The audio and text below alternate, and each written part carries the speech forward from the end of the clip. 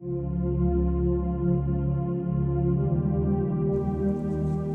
YouTube, what's going on? This is Spencer Davis with Team Running Lines, and today I'm going to be showing you guys how to tie the loop knot. Now the loop knot is used primarily with your lures, topwater lures, jerkbaits, things like that. And what it does is it gives it a little more action when you're moving your lure through the water. It swings freely, so it just, adds a little bit more vibration in the water. Maybe a little bit more action, and you want to have as many advantages as you can when you're fishing. So let's get right into it. It's a really easy knot to tie. I tie them all the time now. I don't even use improved clinch knots hardly, unless I'm tying it on for live bait or something on a hook. But what you want to do is you want to start out, you're going to make a square knot. So, just your basic square knot like that. And you're going to take your tag end of your line and you're going to pass it through the eye of what would be your fishing lure. And you want to bring it up almost to the knot, or as close as possible. You don't want to have, I've seen this a couple times when people tie this, they'll leave a lot of space here.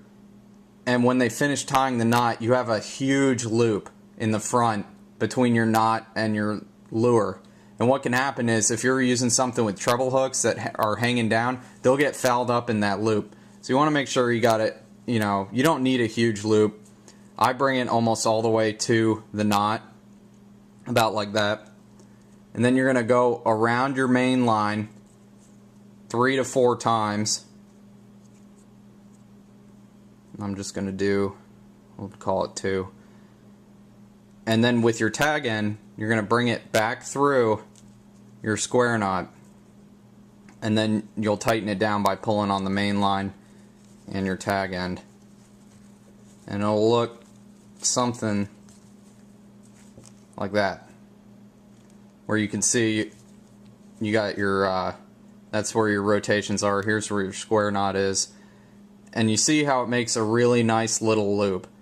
It's not big, it's not something that's going to foul up your treble hooks or any of your hooks. And this knot is, when it's tight, it won't cinch down and close this loop, which is something you want to have. There are knots that you can tie where it'll leave this loop, it'll cinch it all the way down when the fish grabs onto it. You don't really want to have that because then you have to retie every time you catch a fish if you want to have that loop. These are great for jigs as well. A lot of guys here in South Florida, they use them almost exclusively for their red tail hawk jigs.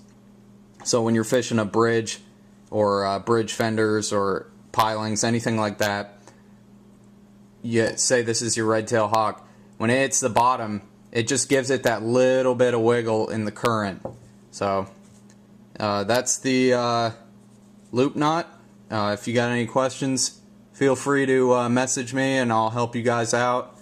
And please like and subscribe. Thanks.